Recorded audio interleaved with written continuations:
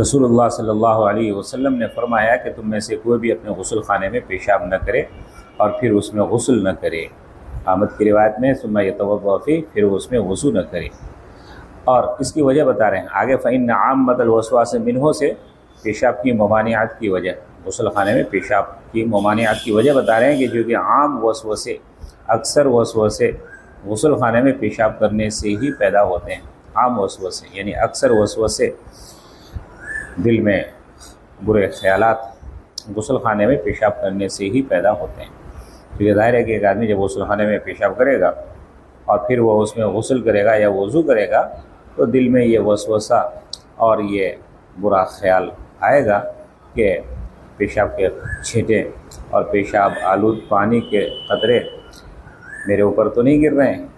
اور میرا غسل صحیح ہو رہا ہے یا نہیں ہو رہا ہے، میرا وضو صحیح ہو رہا ہے یا نہیں ہو رہا ہے۔ چونکہ اسی غسل خانے میں میں نے پیشاب کیا ہوا ہے تو میرا غسل صحیح ہو رہا ہے یا نہیں ہو رہا ہے، میرا وضو صحیح ہو رہا ہے یا نہیں ہو رہا ہے، نجس اور ناپاک پانی میرے اوپر گر تو نہیں رہا ہے۔ تو اس طرح کے وسوسے دل میں پیدا ہوں گے، اس لیے غسل خانے میں پیشاب نہیں کرنا چاہیے۔